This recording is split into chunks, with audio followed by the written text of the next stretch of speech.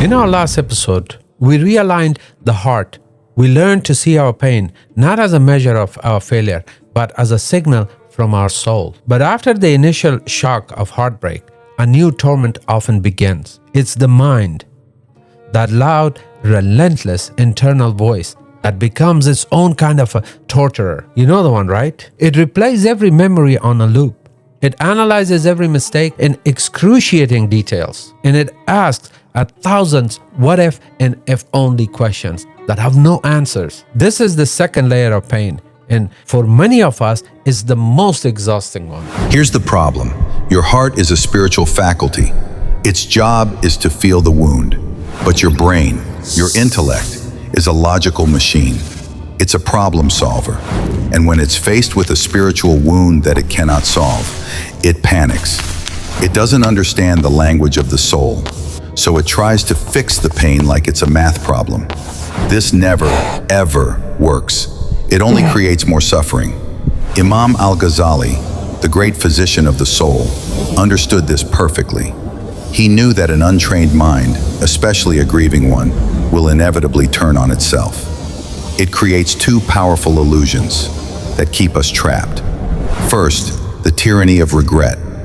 The mind chains you to the past, forcing you to rewatch a movie that you can never change. If only I had said this. If only I hadn't done that. Second, the tyranny of fear. After exhausting you with the past, it projects your current pain into an eternal sentence. I will never find this again. I will always be alone. These obsessive thought loops are not healing you. They are the mind's desperate, misguided attempt to control a situation that was never, ever in its control. The ancient Stoic philosopher had a powerful way of visualizing this. They said to imagine two circles.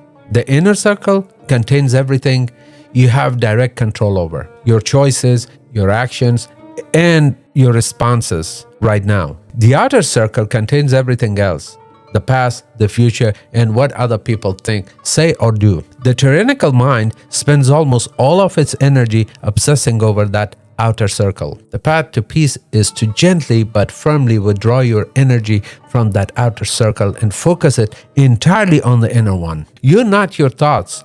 You're the observer of your thoughts. And you, the observer, have the power to change the channel. So here's your challenge, a simple, profound technique from Ghazali's teaching. When you catch your mind spinning in one of these loops of regret or fear, I want you to do two things. First, I want you to label it without judgment.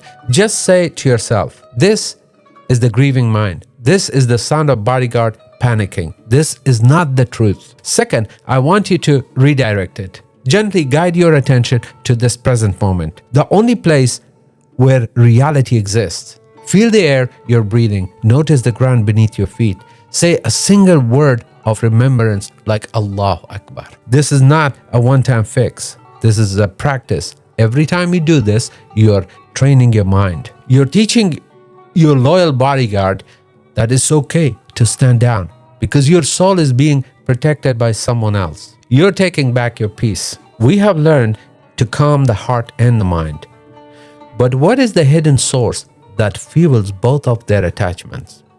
Next time, we unmask the true culprit, the invisible hijacker. Subscribe and I'll see you there, inshallah.